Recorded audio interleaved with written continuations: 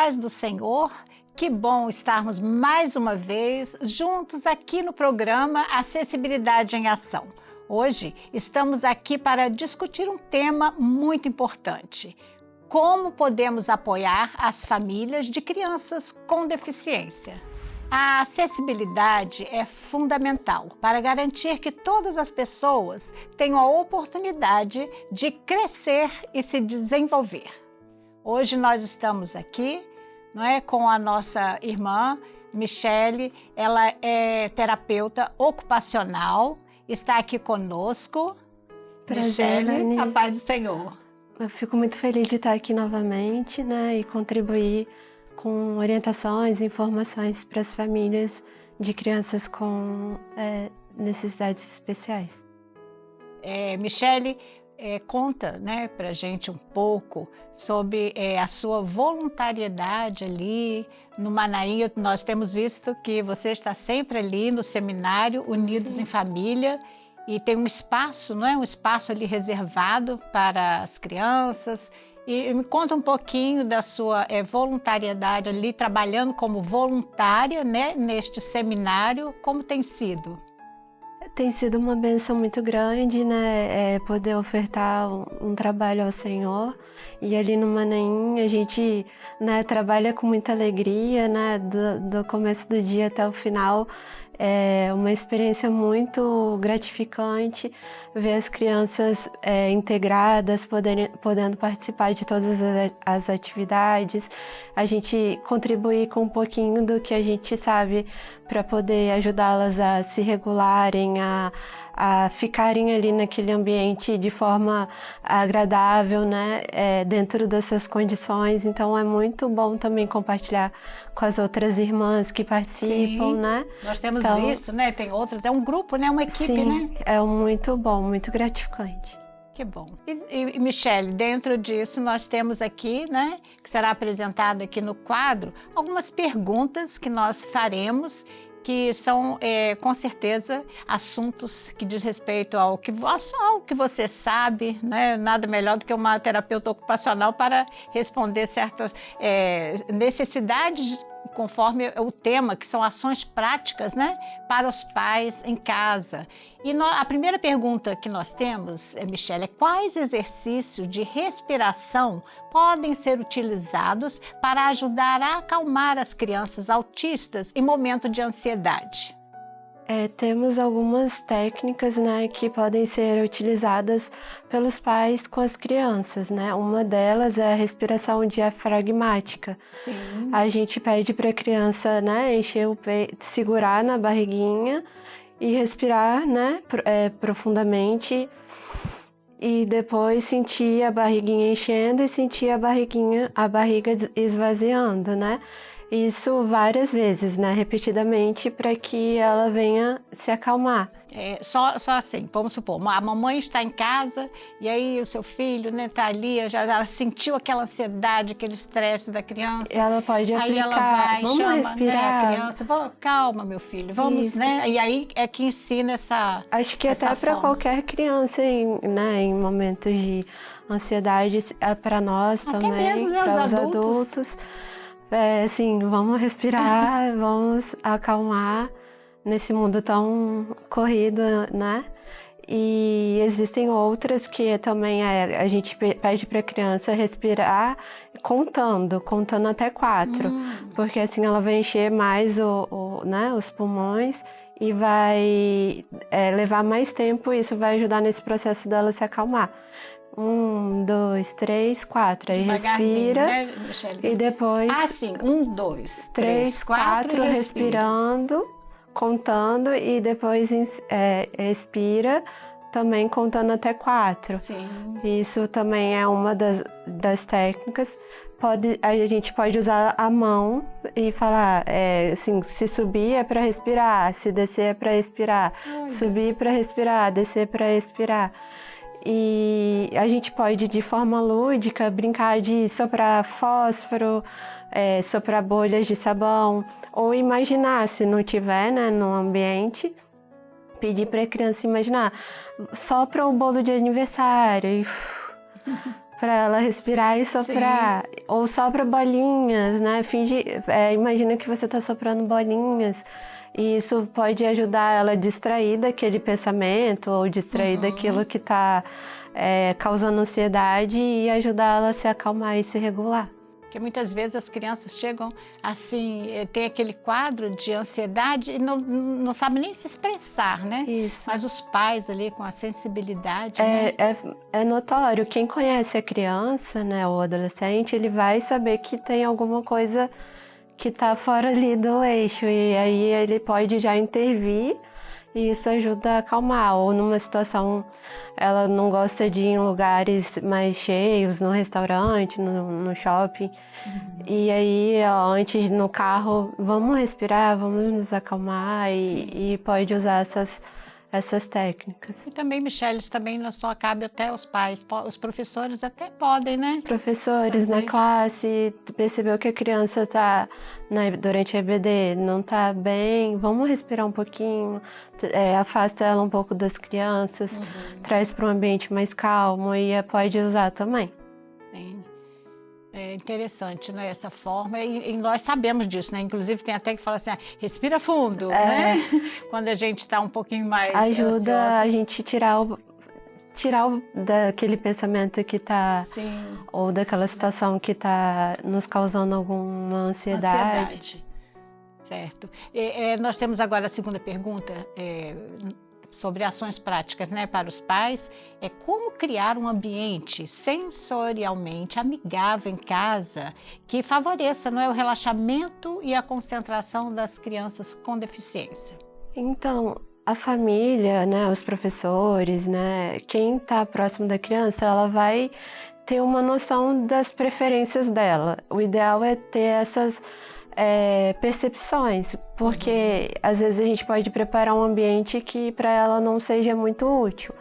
Então, a gente, mas de modo geral, assim, tentar separar um ambiente na casa mais limpo de imagens, mais sem tanta desorganização, interferências, fazer uma cabaninha ou um cantinho de almofadas, que ela possa ir para ali e ficar mais longe de estímulos, né? E o ambiente da casa também, com as luzes com menos intensidade, luzes muito fortes e brilhantes podem provocar, aumentar o alerta, pode provocar alguma crise. Só cortando um pouquinho, Michele, desculpa, mas você falando desse ambiente, né, assim, separado, me fez lembrar, lá no Seminário Unidos em Família, eu vi que você levou um cilindro. Eu vi uma criança autista que ela estava em um momento ali de ansiedade e ela quis se recolher ali dentro daquele... Ficou ali dentro, quietinha ali, né? E ajudou ela a se organizar, né? Então, eles pedem muito por isso, às vezes, né, estarem encolhidos, se enfiarem debaixo de locais que dê essa sensação de aconchego. E aí é muito legal se tiver nesses locais, né? Na casa, até na nossa igreja, né? No local da salinha. Mas assim, colocar umas almofadinhas, um tatame, um local para ela ficar mais longe de estímulos, né? E poder se acalmar. E dentro de casa é o ideal, porque ela vai ter esse momento mais regulatório. Então, luz mais baixa, sons, botar um som da natureza, um louvor mais calmo, músicas mais baixas. Assim, tentar até não deixar o celular com a luz, né, muito próximo para também não atrapalhar. Histórias, né? Contar histórias, ler um livro, oferecer um banho morno antes para a criança, né? Preparar ela para ela se acalmar, né? Oferecer um lanchinho, tudo assim, numa ordem mais certinha, né? Primeiro dar um banho, depois um lanchinho, colocar ela nesse cantinho da calma. Oferecer uma música mais baixa, reduzir luz, tudo isso, e a gente com a voz mais calma, com o nosso alerta também mais baixo, se a gente estiver muito agitada, a gente também vai agitar a criança. Às vezes, Michele, os pais nem se dão conta, né? Chegam em que casa, tanta do correria. trabalho, naquela correria, às vezes arrumar para sair, horários, né? E acaba... Só que o nosso alerta, nosso estado de... também influencia no da criança. Se a gente quer que a criança se acalme, a gente precisa também estar calma. Então, é importante essas ações. E aí, ter tapetes com texturas, almofadas, tapetes, né? Com texturas. Coisas que ela goste. Se ela gosta de brincar com massinha, né? Com areia.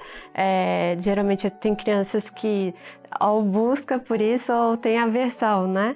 Então, se a criança gosta de texturas, então oferece texturas. Se ela gosta de fazer atividades, um quebra-cabeça, deixa aquilo ali preparado nesse cantinho para ela se regular. Que bom, é bom, né? Nós termos esses conhecimentos, né? Facilita, né? O dia a dia, né? Dos pais, ameniza um pouco, né? Então vamos para a segunda pergunta que nós preparamos. Fala sobre quais atividades lúdicas podem ser implementadas para promover a calma e o bem-estar emocional dos filhos, especialmente durante a crise de estresse. Você quase que já respondeu, né, Michele, que já falou sobre alguma coisa, mas o que tem mais a acrescentar? Então, durante a crise, o ideal é a gente não ofertar atividades muito prazerosas, porque ela vai entender inconscientemente que ela vai obter aquilo sempre se estiver em crise. Como uma troca, né? Gente, se eu choro, se eu vou ganhar o iPad, vou ver o desenho. Então, a gente oferece atividades também, mas não aquela que ela mais gosta, né? Sim. E na pré-crise, a gente observa, igual foi não sei se vai ter a pergunta, mas que a gente vai observar sinais de que a criança está entrando em estado de crise. Então, antes da crise, a gente tenta ofertar, mas na crise mesmo, durante o choro, não é bom ofertar coisas muito prazerosas. E o ideal é a gente promover a segurança da criança, retirar a criança do local que ela entrou em crise, levar para um ambiente seguro, que tenha tatame, um colchão, pedir para alguém, coloca um colchão, tatame, que eu vou levar ela para lá. E retira a criança, promove a segurança da criança, porque ela pode, né, se debater, pode não tá bem. Nesse caso aí, nós estamos falando assim de uma criança de um nível mais elevado, né? Mas o grau leve que fala, né? Grau ou nível? O grau leve. Pode acontecer, entrar, mas né? é muito mais raro, né?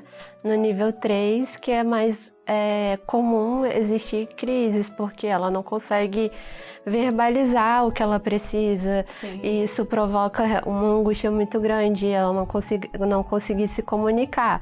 Então, um dos recursos também é, se ela tiver aquelas fichas de comunicação alternativa, pedir para ela se comunicar através dessas fichas. Porque como não fala, aquelas plaquinhas, né?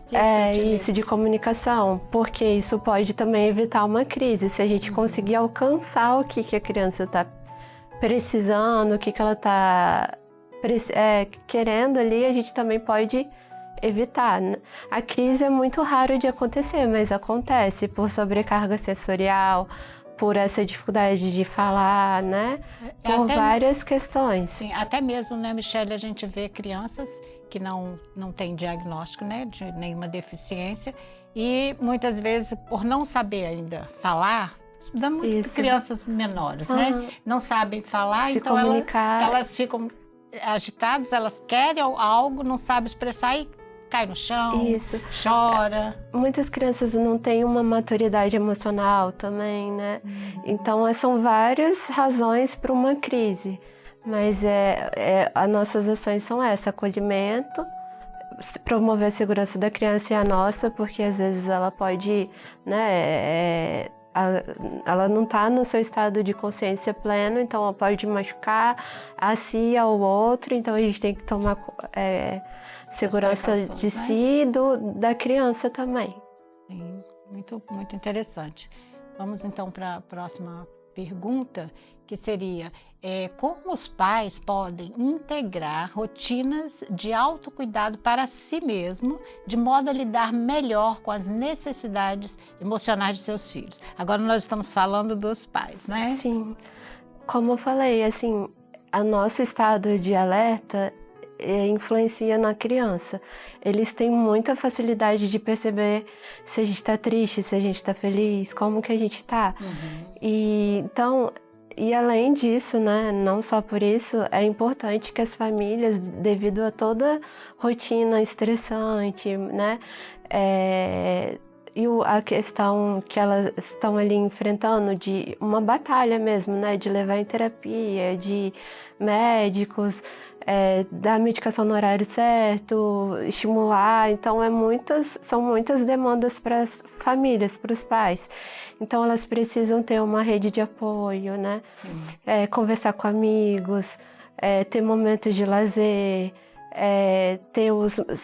tentar, na sua rotina, estabelecer momentos prazerosos para elas, né? Momentos que ela tenha o tempo para si, cuidar, porque isso vai refletir também no tratamento da criança, né? É o que você falou, né, no início. Que Isso. Os filhos percebem, né, que os pais não estão bem. Né? Isso. E isso vai impactar também no desenvolvimento da família, na rotina da família, tentar levar as coisas mais positivamente, né? Pedir a oração dos irmãos, pedir ajuda do corpo, não faltar aos cultos, porque é no culto que a gente tem o nosso refrigério, né?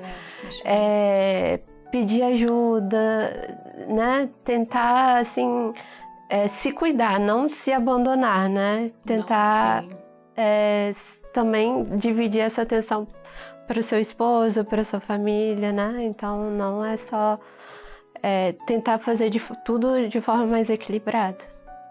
Certo. Michele, nós também temos agora uma das últimas perguntas, né? Quais sinais os pais devem observar para identificar quando seus filhos estão sobrecarregados e precisam de intervenções calmantes, né? Sim, então a família deve sempre observar, analisar antes ou depois de uma crise, o que aconteceu para essa crise. E observar bem a criança, suas preferências, o que a incomoda, se ela não é verbal, então ela precisa ter essas percepções, porque isso vai ajudar a reduzir futuras crises, né?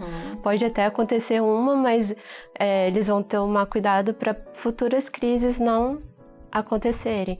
E aí a gente observa vários sinais de pré-crise, né? A criança foge de demanda, fica mais irritada, começa a se isolar, tem vários comportamentos. Cada criança demonstra o seu comportamento. É notório, porque ela fica diferente do que ela habitualmente é. Então a gente precisa estar observando, atento. E algumas ações retiram a criança da crise principal. Então, às vezes a gente tem que ter mais cuidado, falar com voz mais baixa. Se tiver uma demanda muito complexa para a criança, diminuir essa complexibilidade, né? Ou então retirar a demanda e ir vendo como que ela vai reagir e fazer todo o possível para evitar a crise. E destes sinais, assim, não é? Que esses sinais que você até comentou, quais os mais incidentes que ocorrem mais? Você, como terapeuta, tem observado? Fuga de demanda. O que significa fuga de demanda? Ela está fazendo alguma atividade ou coisas que ela faz rotineiramente e não quer fazer. Seriedade, elas ficam mais sérias. Se vê porque elas estão sempre sorridentes, felizes. Aí a gente vê a mudança do aspecto do semblante. A atenção delas, elas ficam mais distraídas, ficam mais introspectivas, ou ficam mais isoladas, pensativas. Dá pra gente perceber, assim, que tá fora do eixo, que não tá não tá bem. Não é uma coisa costumeira ali do dia a dia, e aí a gente evita muitas crises, assim. Sim. A gente até consegue transformar, às vezes, assim, né? Melhorar esse estado de humor, melhorar para ela melhor do que ela estava antes. Mas acontece de chegar em crises, né? Infelizmente. E aí a gente observando esses sinais de pré-crise, a gente evita futuras crises. E como terapeuta, né, ocupacional, nós sabemos que tem atividades que ajudam, né? Você tem tido pacientes, né, que têm buscado ali o local onde você trabalha com essa demanda de crianças Sim. com deficiência? Hoje, atualmente, eu atendo crianças nível 3 de suporte, né? Crianças, na maior parte, né? 90% são crianças que, às vezes, acabam chegando na crise, né? E agora eu tô tendo mais experiências com relação à crise. Então, todas essas ações, né? Ajudam a evitar a crise final. E o importante é a gente promover o acolhimento, promover o bem-estar da criança, a segurança, entender as necessidades dela, né? E a maioria, assim, é pela essa dificuldade de comunicação. Quanto mais a gente conhecer essa criança, né, mais a gente vai entender suas necessidades, como qualquer outra pessoa, né? Mas que ela não está conseguindo se expressar. Toda criança, ela requer, né, um cuidado. Sim. Né? Criança, a gente está ali sempre olhando, mas em especial, né, as crianças que possuem alguma deficiência, tanto os educadores, quanto os pais, né, quanto aqueles que convivem ali no seio familiar, né, devem ter essa consciência, né, dessa observação, de observar um pouquinho mais, né, do que o normal, sabendo, né, dessa necessidade de cada criança, né? Sim. Elas são muito, assim, é muito prazeroso trabalhar com elas, né? É diferente de uma criança que está com desenvolvimento típico, né? Tem demandas, né? Tem situações que às vezes a gente fica sem saber o que fazer, mas ao mesmo tempo elas respondem a cada ação que a gente faz, né? Que bom. Se a gente tenta se aproximar, ao contrário do que a gente pensa, né? Ela não quer interagir, né? Mas se a gente se esforça, elas vão dando resposta, né? Porque elas também possuem uma percepção, algumas, né? Sim. Bem mais, elas são mais sensíveis, né? E elas percebem. Elas têm uma inteligência, elas têm um funcionamento diferente do nosso. Ao mesmo tempo que a gente lida com situações com muita dificuldade emocionalmente, né? Elas lidam com mais facilidade. E outras que a gente lida com mais facilidade, elas lidam com mais dificuldade. Mas elas ensinam muito, né? Bom, né? Assim, eu gosto muito de trabalhar com elas, né? É muito bom. Que bom. Assim, falando para as professoras das classes, né, é um desafio, mas cada ação, cada oração, né, cada interesse, cada busca de interação vai ser recompensada, porque elas vão respondendo e a gente é muito prazeroso, e isso faz com que a gente tenha mais interesse de tentar contato, de tentar interagir, de tentar ajudá-la, né? Então... Esta semana mesmo eu tive o prazer de estar com uma mãe e professora de escola bíblica dominical.